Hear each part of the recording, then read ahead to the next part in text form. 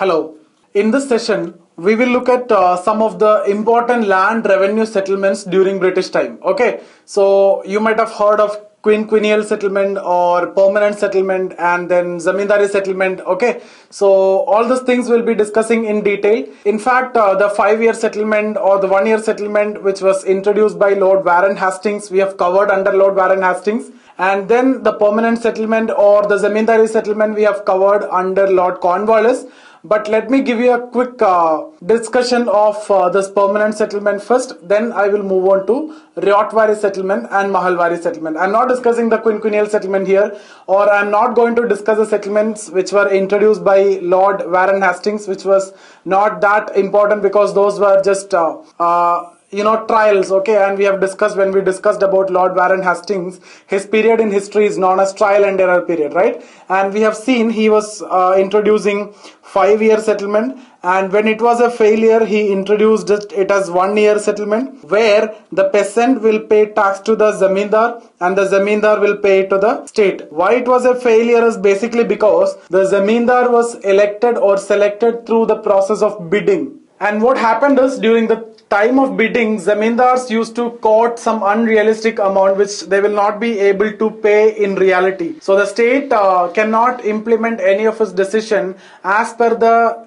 plans that they made by expecting this revenue. Okay, so that was a problem, and that problem was solved through permanent settlement. Lord Cornwallis and John Shore.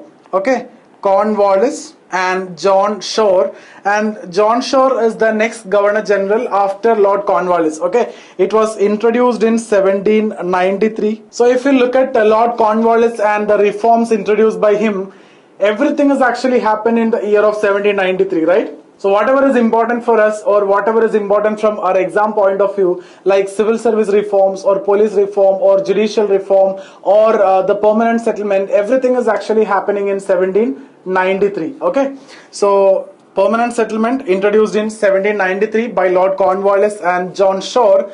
And in which areas? See, when you know that it is introduced by Lord Cornwallis, we know that he is the Governor General of Bengal. Okay, so obviously it will be introduced in that area. So Bengal comprise of Bengal, Bihar and Orissa.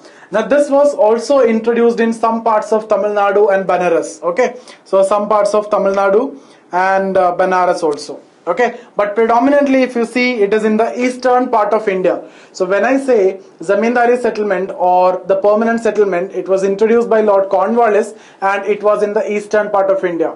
So if you ask me what was in southern part or central part, I will come up with Ryotwari settlement. Then if you ask me what was in the northern part or the western part, I will come up with Mahalwari settlement. Okay, we will discuss in detail about all these settlements, but here we are talking about permanent settlement introduced by Lord Cornwallis and John Shore in Bengal. That means Bengal, Bihar, Orissa and some parts of Tamil Nadu and Banaras. It comprises of around 19% of British India. Okay, so how much area? It was around 19% of British India. Okay, now what was the setup? The setup was something like this. The peasant or the actual cultivator or the subtenant or the sharecropper, in whichever name you call, okay, the actual cultivator will pay the tax to the zamindar and the zamindar will pay it to the state. Okay, so this is the condition. And zamindar became the owner of the land. Okay, so the ownership is given to the zamindar. But when you talk of this ownership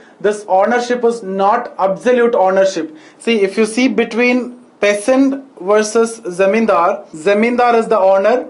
So if the peasant is not able to pay the tax in the proper time which is mentioned, okay, the zamindar have all the right to evict the peasant, and that means new peasant can come into existence of the place of all peasant, okay, if he is not able to pay the tax. But again, if you see the ownership, if it is between zamindar and state is the owner. So the thing which zamindar did to the peasant, exactly the same thing can be done by the state to the zamindar also. And they introduced a law in 1794 which is known as sunset law. Under this law, okay, sunset law, and under this law, if the zamindar is not able to pay the collected amount or the tax to the state before the date fixed and before the sunset, the zamindar will be evicted by the state, and instead of him, new zamindar will come and take that position. Okay, so zamindar and state is the owner, peasant and zamindar is the owner. The point is, ownership is given to the zamindar, but it's not absolute ownership. Okay, now when we discussed about Lord Warren Hastings' time, I told you many people were aspiring to become zamindars because you used to get the power of policing. But during this time, I have already discussed, when we discussed about Lord Cornwallis in 1793, there was police reforms. So police officials were appointed, police stations were established, police station will be headed by Daroga, number of police stations together form a circle and will be headed by superintendent of police. So basically after police reforms, zamindars lost the power of policing. But then why they are looking for the zamindariship? Now what the zamindar is going to get is 9% of the collected amount. Okay, and the 91% will be given to the state, 9% for the zamindar. Now, how much amount will be collected? That is the most important point here. See, as its name indicates, this is permanent settlement. The tax is permanently settled on the base year. Okay, the rate is considered on the basis of 1790. So whatever is fixed in the year 1790 as the tax, okay, keeping that as the base year, now you fixed the revenue. That means permanently settled. Okay, that's why we call it as permanent settlement. So 1790, on the basis of 1790, you fixed the amount as tax, and 1791, 92, 93, 94, now onwards you are going to pay the same amount. So compared to 1795 and 96, even in case of an increase in production, still you pay the same tax in 94 and 95. Okay, so again it is continuing like that. The amount which is fixed on the base of 1790 is what you're going to pay. That's why permanent settlement. I hope this is clear. Okay, so you fixing a tax, out of the collected amount, 1/11 will be given to the zamindar as the commission for collecting the tax, and out of the collected amount, 10/11 will be given to the state, and that's what exactly I have discussed here in terms of percentage. So I hope this is clear for you. So why zamindar is working? Zamindar is working for this 9% or this 1/11, the commission that he is getting. But whether he is satisfied with the commission or not, or whether he charged more from the peasant, we'll see that. Okay, that's the point of discussion today. Okay, so when we discuss about the consequence, you will understand it in a much better way. Now, so these are the facts which is related to permanent settlement, introduced by Lord Cornwallis and John Shore in Bengal, Bihar, Orissa and some parts of Tamil Nadu and Banaras. It comprises of around 19% of British India. British India means, if this is India, some areas were remained as princely states. So this was British India. Okay, so British India means where they have administrative control. Now the system was like this: peasant or the actual cultivator or the sharecropper will pay to the zamindar, who is the owner of the land. He in turn will pay to the state, and zamindar will get the commission of 1/11 of the collected amount, and you will have to pay 10/11 of the collected amount to the state. Okay, in terms of percentage, it is 9% and 91%. So we have also discussed about sunset law, which was introduced in the year 1794. So I hope this fact are clear for you. You can expect a prelims question from this. And now we look at the mains question. You will be asking about the consequences or the impact. Okay, so let's quickly discuss about the consequences of this permanent settlement. Most of the consequences that we are going to discuss here will be the same which we are going to write in case of Ryotwari settlement and Mahalwari settlement, except one or two. And I tell you what is that one or two, and that's the most important consequence that we need to write if the question is asked on permanent settlement. Okay, so the first point that I need to write as consequence, so consequences. The first point is, even though the tax is fixed on the basis of 1790, that in itself was very high. Okay, so the taxation was very high. So you can write it as high rate of taxation. High rate of taxation. Okay, now see, you are supposed to pay around 60 to 70% of the produce as tax, and don't forget it excludes the amount of cost price like the sowing cost and the seed and the fertilizers, irrigation, everything. So you may end up paying 80 to 85% as the tax, and hardly you will left out with 10 to 15%, and which is very small amount. So the first problem or the most important point under consequence is the taxation was very high. Okay, now the second point when you discuss, see, if there is a crop failure, but still you need to pay the tax. Okay, so in some cases there may be crop failure, there may be issues related to the climate. Okay, so you may not be able to produce more, so you may not be able to pay the tax. And the peasant, he don't want to lose the land, so what he do is he will try to borrow money from some others. Okay, so a group of people have seen this as a great opportunity, and we call them as money lenders or mahajans. So money lenders or mahajans started entering into the rural area by seeing this opportunity, and they started lending money to the peasants or the sharecroppers at a very high rate of interest. Okay, so you can write another point of money lenders emergence or mahajans. Okay, so emergence of money lenders, and they charge very high rate of interest, and most of the time the peasant will not be able to pay. Next year, even if they manage to get some produce, they will have to pay to the money lenders. So obviously what happened is you will not be able to pay tax at least in the next year, and you will have to surrender your land to the zamindar. Okay, so what will happen is you lose your land because of the high rate of interest, so you will lose land.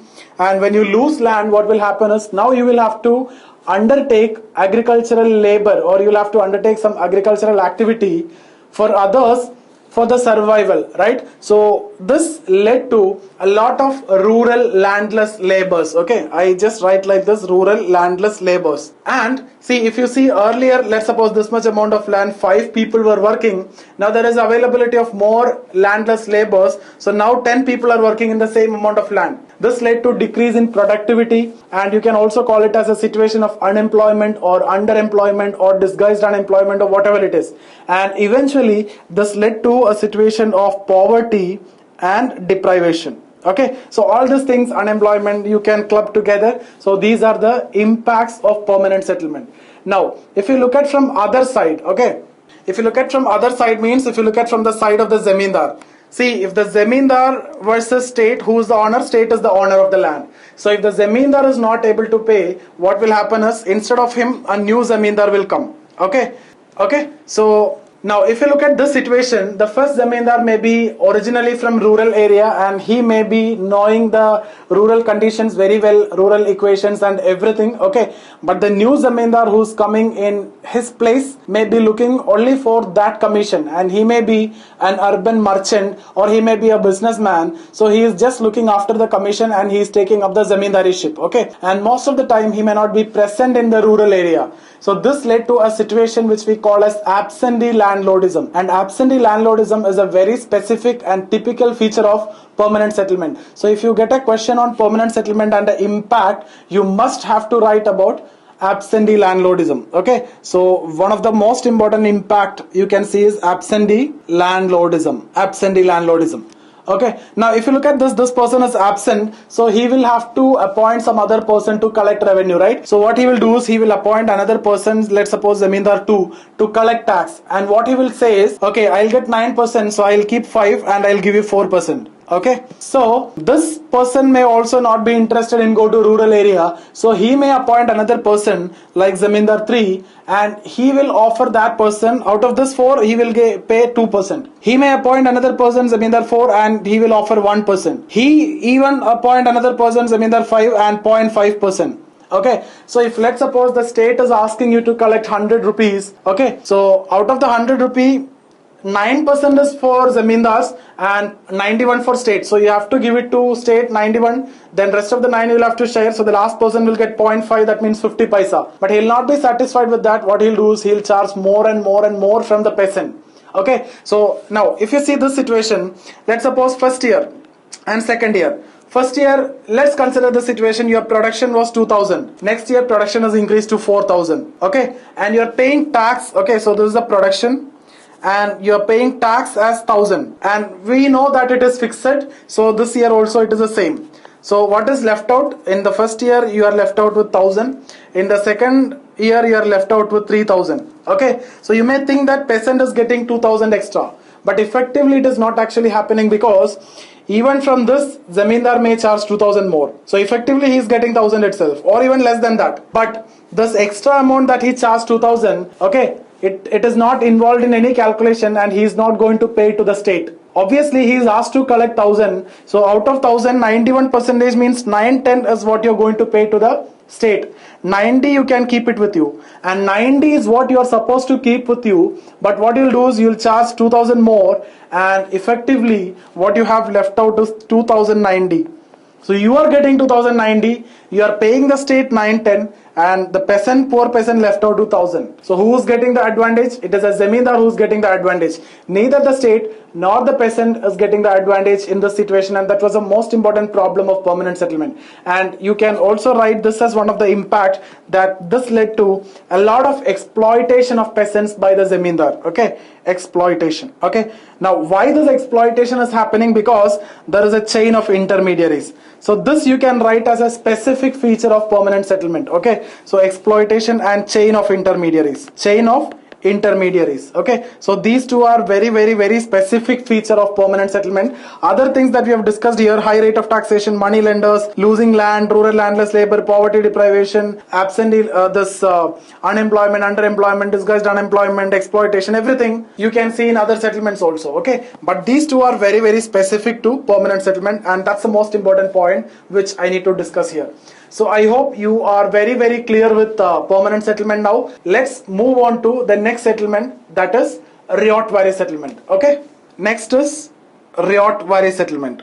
It was introduced in Madras and Bombay. Okay, so if you see, Madras is a huge territory. Okay, we have already discussed the 3 presidencies. So in Bengal already permanent settlement is there. So in Madras and Bombay this was introduced. Okay, so you may mistakenly think or believe that permanent settlement is abolished and Ryotwari settlement came into existence. No, both are going together simultaneously. One is going in the eastern part, this is in the central and southern part. Okay, now Mahalwari settlement, when you learn, that is also going parallelly simultaneously, that is in the northern and western part of India. Okay, so all the 3 are existing simultaneously, except the fact that all are in different regions. Okay, so different regions practice different revenue settlement. That's the point that you need to be very clear with. So Madras, if you look at, it's a big huge territory. It comprises of entire Tamil Nadu and some parts of Kerala, some parts of Karnataka, so some majority of area of South India. Similarly, Bombay comprises of Maharashtra, Gujarat and Sindh also. Okay, so both are huge area. So it was also introduced in central provinces with the capital Nagpur. Okay, so it was also introduced in central provinces with the capital Nagpur. So you can see it was introduced in wide area, but you don't want to know the year because it was introduced in phases. It was first introduced in the year 1805, and then in 1817, and then in 1818 in Bombay region. Okay, so it was actually introduced in phases. Now this question related to this was asked in 2016 prelims. Who introduced? Okay, so who introduced? Thomas Munro and Reed. Okay, so Thomas Munro and Reed introduced this settlement, Ryotwari settlement. The word Ryot in Persian means peasant. Okay, so Ryot means peasant.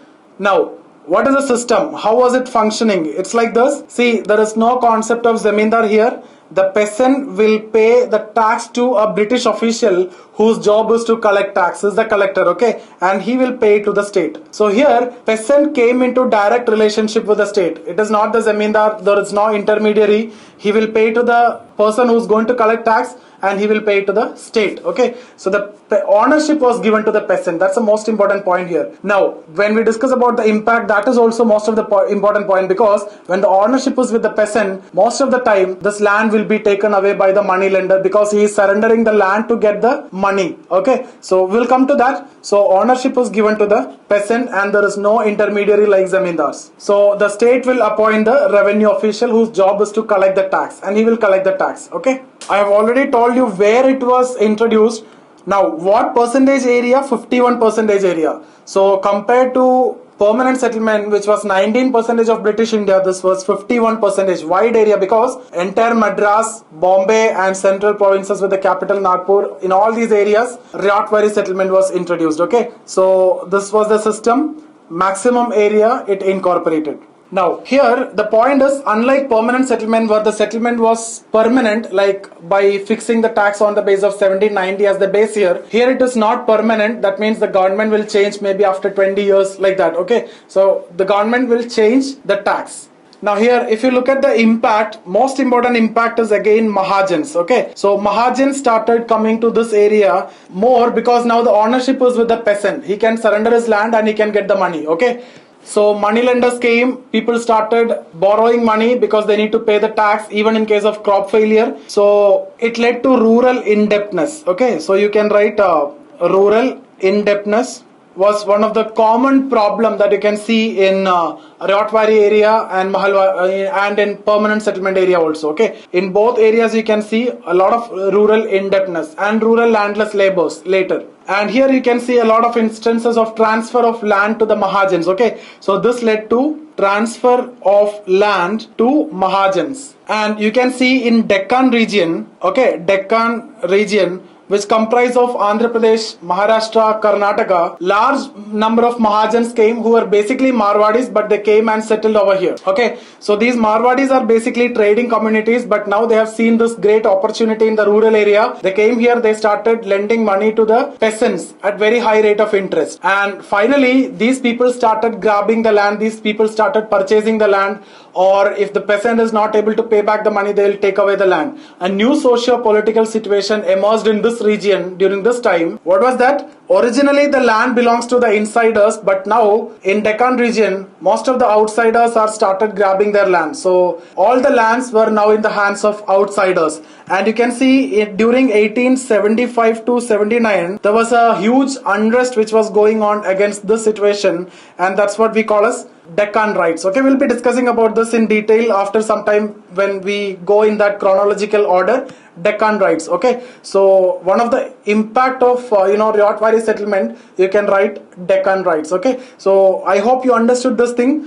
It led to rural indebtedness because they started charging a huge rate of interest. Okay, so a lot of instances of transfer of land, so the land became the property of outsiders. Okay, so insiders lost the control over the land, and that led to Deccan Rights. Now other impacts, if you look the points which I've discussed in the previous case, the same thing, only taxation is very high. Okay, emergence of money lenders, so rural indebtedness, rural landless labors. Okay, and that led to unemployment, underemployment, disguised unemployment, that led to poverty, deprivation. So all these things you can write there also. Okay, so all these are common problems. Now the next revenue settlement is Mahalwari settlement. Okay, Mahalwari settlement. It was introduced in the western part, okay, western part of India, in the region of Punjab and western UP. Okay, so Punjab and western UP.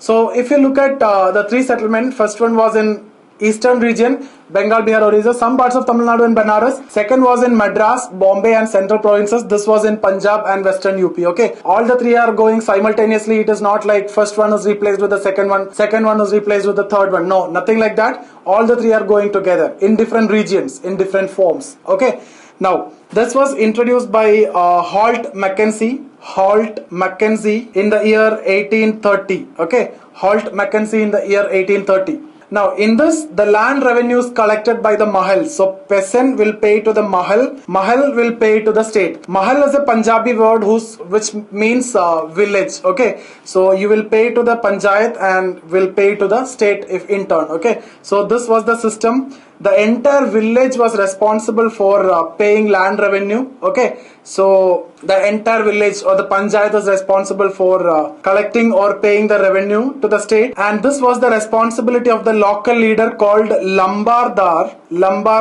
or in some places they are known as Nambardar. So I hope you understood about this. So we have seen the permanent settlement in 19% of India, Ryotwari settlement in 51% of India, Mahalwari settlement in rest of India, that means 30%. Okay, this is covered around 70, so this is in 30%. So permanent settlement was introduced by Lord Cornwallis and John Shore. Then Ryotwari by Thomas Munro and Reed, this one Holt Mackenzie. So 19%, 51%, 30%. We have seen the method also in which they are collecting. First one, permanent settlement, peasant will pay to the zamindar, will pay to the state. Second one, peasant will pay to the revenue official who will pay to the state. Here the peasant will pay to the village and village will pay to the state. So these are the three different settlements. Okay, now here in this case the chances of exploitation is very less because the Panchayat is taking care of that, right? But still the taxation is very high, money lenders is already there, all these common problems are there. So if you look at the problems that we have discussed in permanent settlement, that remains everywhere except two. What were that? Absentee landlordism and chain of intermediaries. Except that two, all the other problems remain same in all three settlements. I hope this is clear for all of you.